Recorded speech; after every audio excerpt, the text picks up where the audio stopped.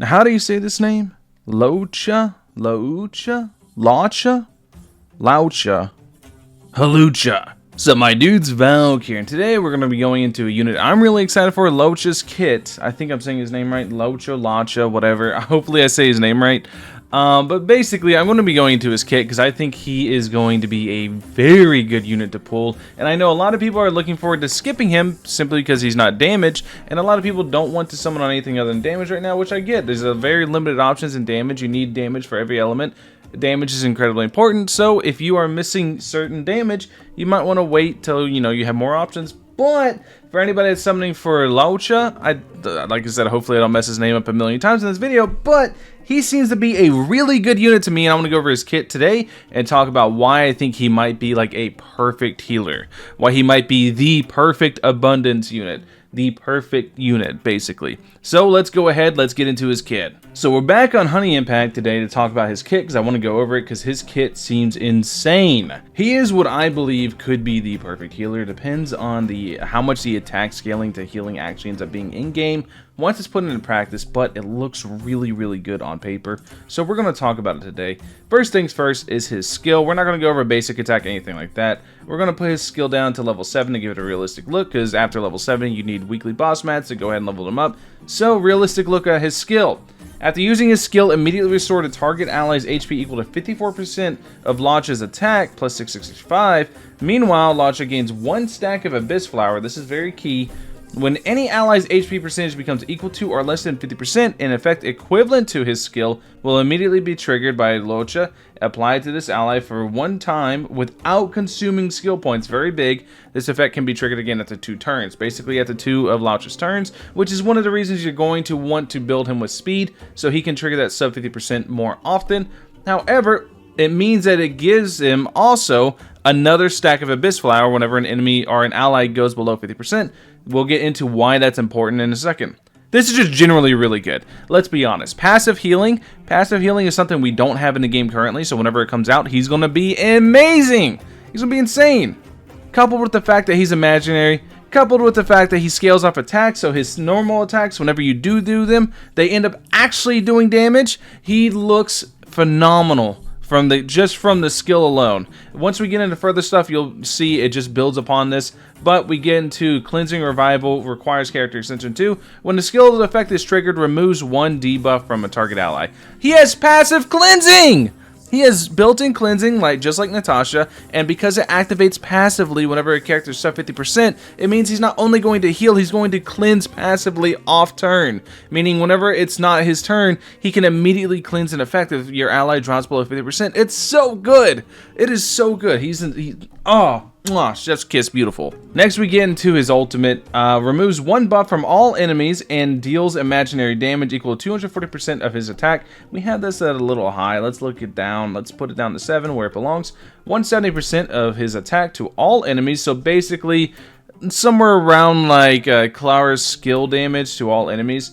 And he gains 1 stack of Abyss Flower. Once again, we'll get into in a minute why Abyss Flower is important. This is pretty simple. It just removes buffs. Removes 1 buff from all enemies. It's very good against specific elites, like the fire rock thing, the giant fire rock monster. That thing self-buffs constantly. Removing that buff, that stacking buff it gets, is really, really important. And Luocha can do that.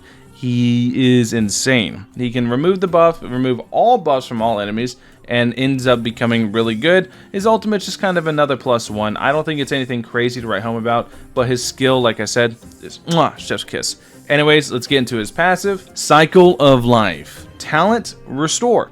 When Abyss Flower reaches 2 stacks, Luocha consumes all stacks of Abyss Flower to deploy a field against the enemies. When enemy in the field is attacked by an ally, the attacking ally immediately restores HP equal to 21% of Luocha's attack. This is at level 15. Let's take this down to about level 7. 16.2% of Luocha's attack plus 200. The field's effect lasts for 2 turns. When Luocha is knocked out, the field will be dispelled. And then bonus traces added to it. Through the valley, the chance to resist crowd control debuffs were increased by 70%. So 70% effect resistance for Luocha, which is really, really good. His Ascension 4 ends up being when any enemy in the field is attacked by an ally, all allies restore HP equal to 7% of Luocha's attack plus 93, so it just makes it a little bit stronger. In the end, this is also nuts. This is a second form of passive healing. This means he has 2 forms of passive healing, 1 form of active healing, and he just has a cleanse. He has everything. He has everything, and this is what I wanted to get into with this, and this is why I wanted to make this video. He seems like the perfect healer to me. He does everything. He's able to constantly deal decent amounts of damage through normal attacks, and also his ultimate. He can provide some form of crowd control in the fact that he can remove buffs, so he's able to kind of mitigate the amount of ramping damage enemies can get. He's able to cleanse. He has 2 forms of passive healing.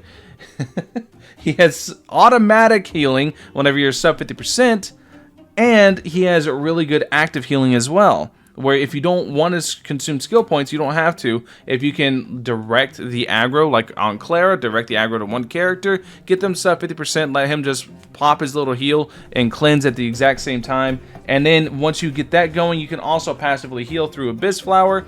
It's so damn good. Everything about Luocha just seems really good. He seems super future-proof as a healer. I think I've gushed enough. I really just want to make this video just to gush on him because I love this kit. This kit looks amazing.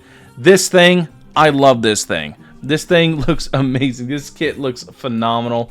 I think if you have Bailu, if you have Natasha, and you don't want to get him, or you have Japard, and you don't want to get him, you're perfectly justified. But I think as far as abundance characters go, he looks like he's going to be relevant a really long time. Not only is he imaginary, which is an element we only have Whelped in, and Yukong when his banner comes out, but he also is just one of the best healing kits I've seen in a while. This is really good. I'm not saying in terms of Starrail, I'm saying in general. This is really good healing, and healing is very, very important in Starrail because it's turn-based, you're going to get hit, and as you get into higher Memories of Chaos, fights go on longer, enemies have more time to ramp up, do more damage, buff removal is also going to be very important. Anyway, that's the video. Just wanted to gush on Luocha because he looks absolutely nuts. Let me know what you guys think in the comment section below. Am I overreacting? Am I overblowing it? Am I making him out to be way better than he is? I don't know. Let me know what you guys think. I'll catch you guys in the next one. Peace.